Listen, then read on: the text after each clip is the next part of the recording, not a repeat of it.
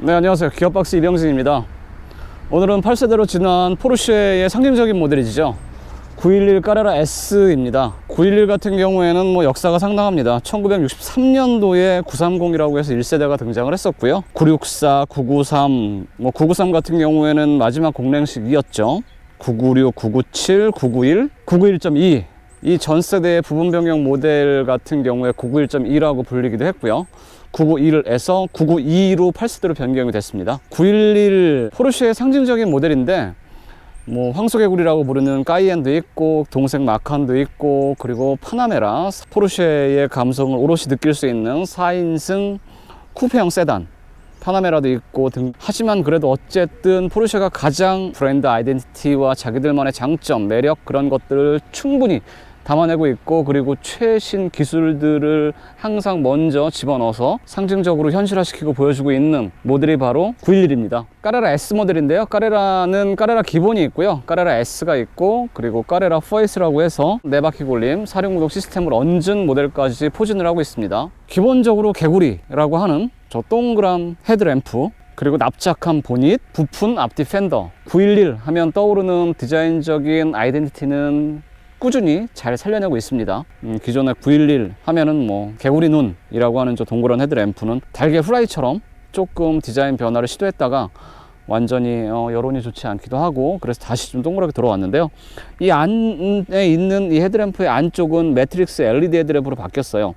80개가 넘는 LED가 이 안에 들어가 있어서, 근데 이렇게 보시면 많이 바뀌지 않은 것 같지만 보닛이 조금 더 낮고 각을 좀 줘서 뭔가 좀 그런 디자인 언어들을 조금 더 현대적으로 잘 살려내고 있는 것 같아요. 앞범퍼를 상당히 직선을 많이 강조하고 있고, 이 차체가 전체적으로는 커지긴 했는데요, 폭이 두드러지게 좀 넓어졌더라고요. 비상등을 켜놓은 상태인데요, 방향지시등은 이렇게 주간주행등과 겸해서 들어옵니다. 보닛의 라인들도 상당히 선명하게 잡아놨고요. 측면을 보시면 기존에 저희가 익숙히 알고 있던 911의 실루엣은 똑같아요. 매끈하게 떨어지는 루프 라인하며 디펜더, 뒤에 엔진이 있고 뒷바퀴를 굴리고 있는 상징적인 뒷모습 보시면 매끈하고 매력적이고 멋있습니다.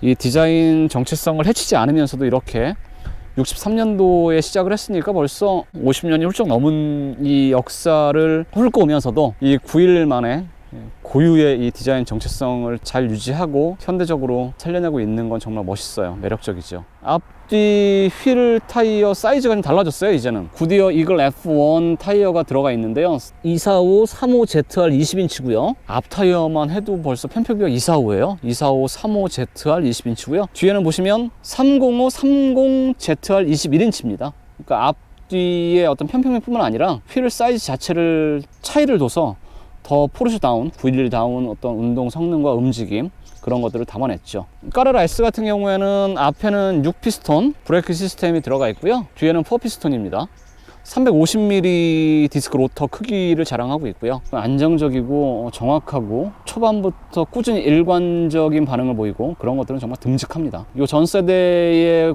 까레라 S보다 30마력을 키운 출력 성능을 발휘하고 있는데요, 그거를 뛰어넘는 브레이크 시스템 장착하고 있습니다. 여기 연비 스티커가 붙어 있는데요, 그럼에도 불구하고 리터당 8.2km까지 연비가 나오네요. 911 레터링이 서체가 좀 달라졌어요. 예전에는 흘림체로 좀 멋있게 멋을 냈다면 클래식한 초기 모델들에서 보여줬던 그런 서체로 좀 정직하고 다부지게 바뀌었죠. 최근 포르쉐에서 보여주고 있는 저 테일램프를 쭉 이어 붙이고 있는, 안 그래도 차폭이 넓어졌는데 이 넓은 스포일러, 이 스포일러도 올라갑니다. 네, 시속 90km 이상이 되면 자동으로 알아서 올라가기도 하고요, 그리고 실내에 버튼이 있어서 올릴 수도 있습니다.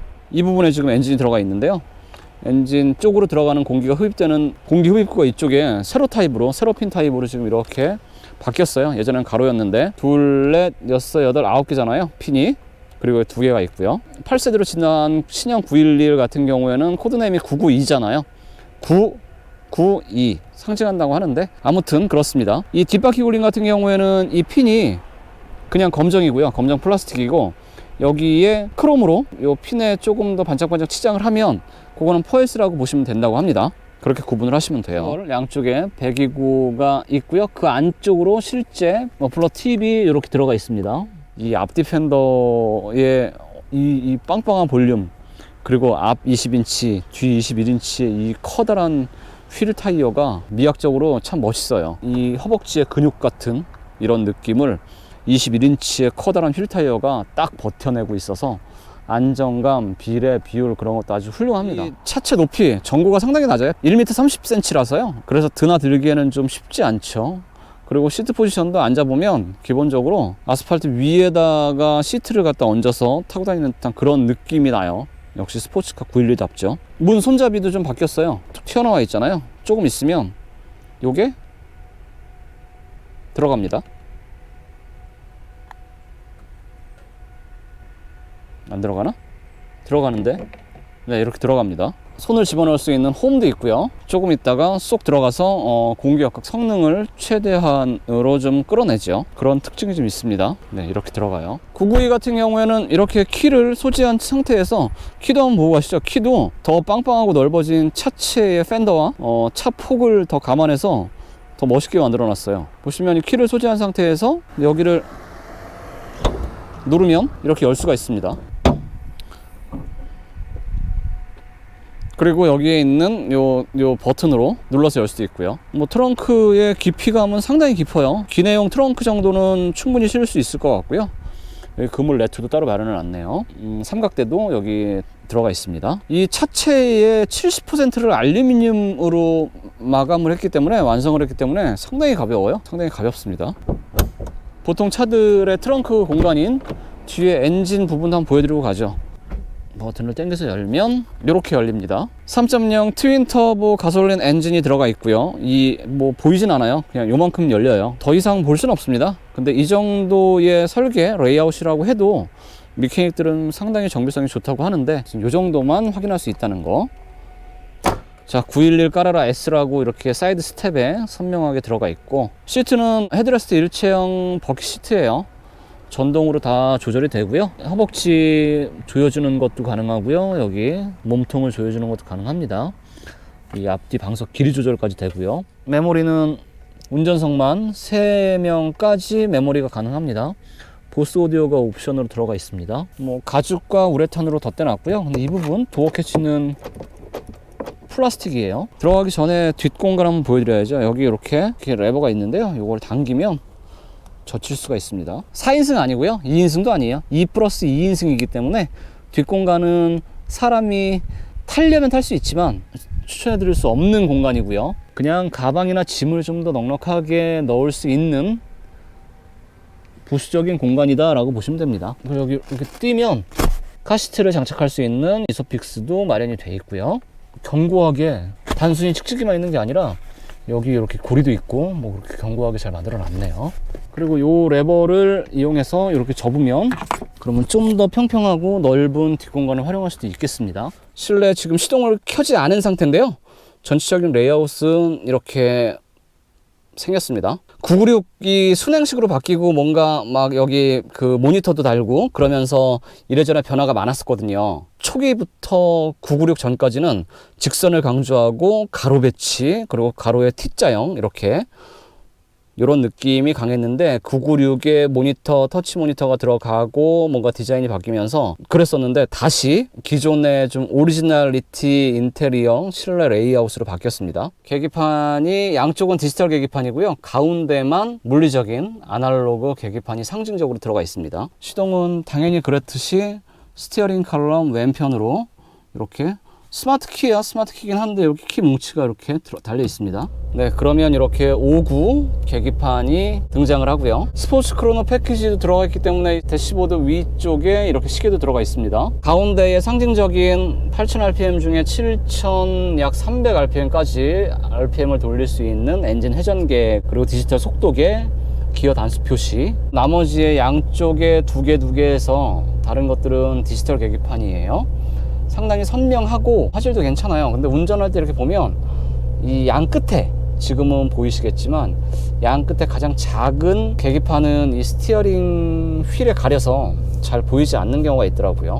이렇게 지금 테두리가 바뀌는, 색깔이 바뀌는 이 두 개에서 다양한 기능들을 활용할 수가 있는데요. 보시면 뭐 속도 제한, 크루즈, 내비게이션, ACC 반자율주행 장치는 아니고요, 그냥 ACC입니다. 앞차와의 차간거리 유지하면서 설정해놓은 속도 안에서 주행이 가능한 그런 것들을 모니터링 할 수 있고요. 여기서는 주행 모드, 다들 아시겠지만 여기 스티어링 휠에 달려있는 주행 모드 다이얼 버튼을 활용해서 설정이 가능하고요. 노멀, 스포트, 스포트 플러스, 인디비주얼 5개 중에서 선택이 가능합니다. 이렇게 계속 오른쪽으로 바꾼다고 해서 자동으로 바뀌지가 않고요, 다시 왼쪽으로 돌려야 이렇게 돌아와요. 타이어 압력 정보, G포스 스포츠 크로노에서 랩타임도 체크가 가능합니다. 눌러서 한번 보죠. 시작을 하면 저런 식으로 대시보드 위에 시계가 저렇게 랩타이머로 바뀌죠. 그리고 재설정을 하면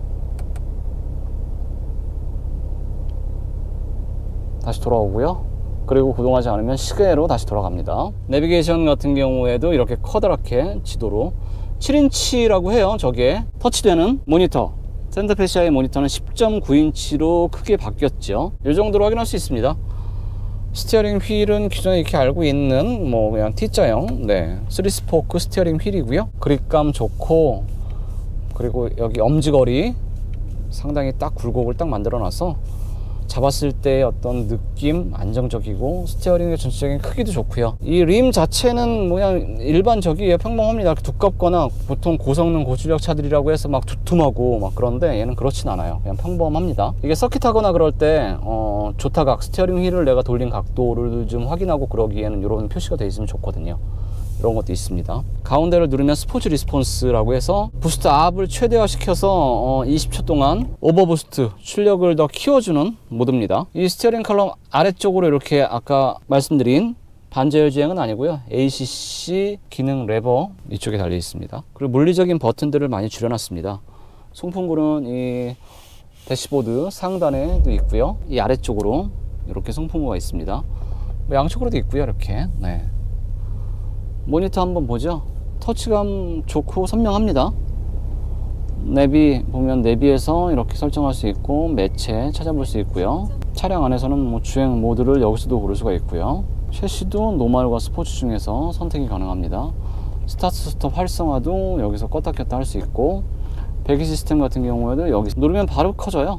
스포츠백이라서 정차 중인데도 확 소리가 달라집니다. 스포일러를 이 버튼으로 접었다 폈다도 할 수가 있어요. 스포일러를 펴면 이런 느낌으로 스포일러가 올라오고요.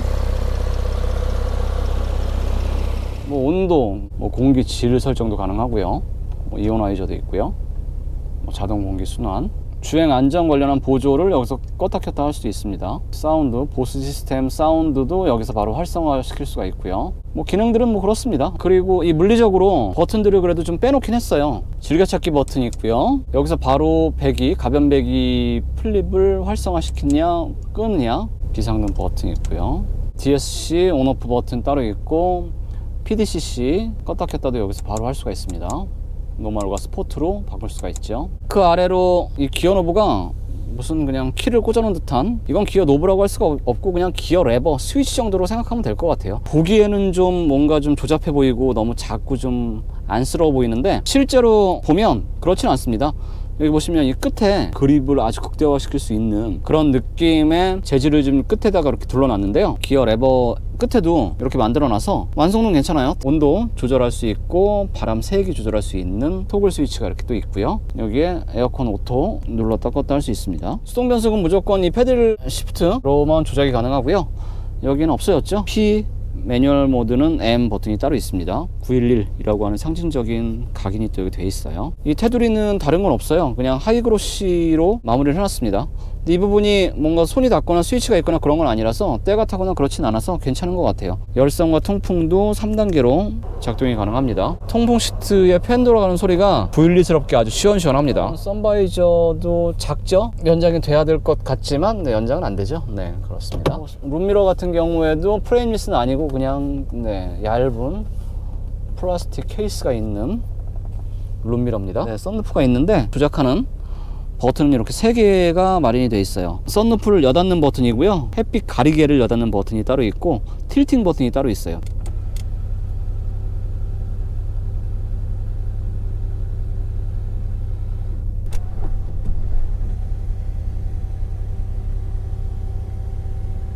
보통은 여기서 한 번 더 누르면 더 열리거나 하는데 911 같은 경우에는 루프가 워낙 뒤로 매끈하게 떨어지기 때문에 각도가 나오지 않아서 이 정도만 열립니다. 시트 헤드레스트에도 이렇게 포르쉐의 엠블럼이 잘 각인이 되어 있고요. 많이 바뀌었어요. 네, 992 모델에서 풀 모델 체인지이기 때문에 겉모습보다는 실내 인테리어가 상당히 많이 바뀌었습니다. 변화의 폭이 커요. 더 시원시원해진 느낌이 있어요. 그러면 좀 달려보면서 비가 와서 좀 노면에 젖어 있는 상태이기 때문에 노멀이나 스포트나 스포트 플러스로 두고 달렸을 때와 웹모드가 정말로 얼마나 안정적이고 얼마나 좋은지 그런 것들 초점으로 해서 이야기를 한번 해보도록 하시죠.